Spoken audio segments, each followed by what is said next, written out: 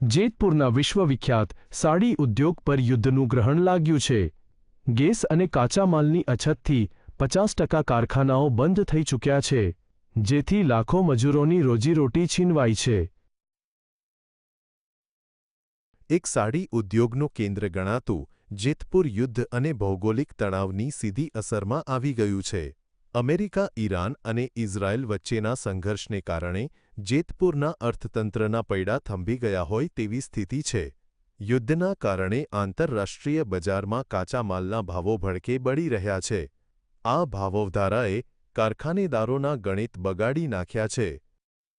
જબરજસ્ત મંદી આવશે। અત્યારે પણ ડચકા લેતું લેતું જેતપુર ચાલે છે।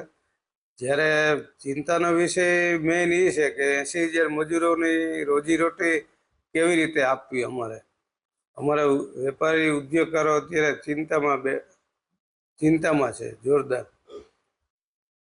આ ઉદ્યોગ માટે સૌથી મોટો પડકાર કોમર્શિયલ ગેસ સિલિન્ડરની અછત છે। સાડીના પ્રિન્ટિંગ મશીનો ચલાવવા એલપીજી ગેસ જરૂરી છે। છેલ્લા ઘણા દિવસોથી ગેસ સપ્લાય ખોરવાતા જેતપુરના અંદાજે 1800 યુનિટમાંથી 50% કારખાનાઓ બંધ થયા છે।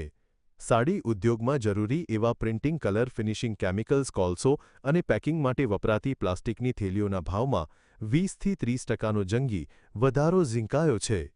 અહીંથી આફ્રિકાના દેશોમાં નિકાસ થાય છે, પરંતુ મધ્ય પૂર્વમાં યુદ્ધથી નિકાસ બંધ થઈ છે। આ ઉદ્યોગ પ્રત્યક્ષ રીતે 80,000 અને પરોક્ષ રીતે 3 લાખ લોકોને રોજીરોટી પૂરી પાડે છે। કારખાના બંધ થતાં શ્રમિકોની રોજીરોટી પણ જોખમમાં મુકાઈ છે। જેતપુરનો 90% બધો વિદેશમાં જાય છે। આરબ કન્ટ્રીમાં જાય છે, ત્યાંથી આવતા સાઉથ આફ્રિકા કન્ટ્રીમાં જાય છે। જે માલ જતો આ છેલ્લા 1 મહિનાથી બંધ થઈ ગયો। બાકી હતું તો ગેસના સિલિન્ડર જે મળતા એ પણ બંધ થઈ ગયા। ગેસના સિલિન્ડર ઉપર જે ટેક્સટાઇલના યુનિટો ચાલે છે, સાડી છાપકામના, એ બધા બંધ થઈ ગયા। અત્યારે મુશ્કેલી એ છે માલ અહીંથી જતો નથી, પૈસા ઉપરથી આવતા નથી। બીજું, અમારા જે કારીગરો હોય છે એને ગેસના સિલિન્ડર અમે રસોઈ બનાવવા માટે આવતા હોય છે એના પરિવારોને। હવે એ ગેસના સિલિન્ડરો પણ એક પણ નથી મળતા। યુનિટ ચલાવવાની વાત તો દૂર રહી। કારખાનાઓ બંધ થતાં સૌથી મોટો ફટકો પરપ્રાંતીય મજૂરોને પડ્યો છે। 7-8 દિવસથી કામ વગર બેઠેલા આ શ્રમિકો પાસે હવે જમવા બનાવવા માટે પણ ગેસ ઉપલબ્ધ નથી। खाता भी जो है हमारा साड़ी खाता जो है वो भी सब बंद है। उसकी वजह से हम लोग खाना पकाने के लिए भी कुछ नहीं है भाई, कैसे पकाए। तो यहाँ से जब हम कमाएंगे नहीं तो हमारे घर परिवार कैसे चलेगा।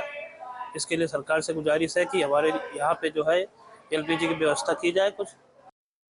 હાલ રામનવમી અને હનુમાન જયંતી જેવા મોટા તહેવારો નજીક છે, ત્યારે જ ઉત્પાદન બંધ થતાં વેપારીઓને મોટો નુકસાન જવાની ભીતિ છે। અત્યારે કામ હોવા છતાં ગેસના અભાવે કારખાના બંધ છે। જો યુદ્ધની સ્થિતિ લાંબી ચાલશે તો જેતપુરની આખી અર્થવ્યવસ્થા પડી ભાંગવાની ભીતિ છે। આશિષ મહેતા, GSTV, જેતપુર।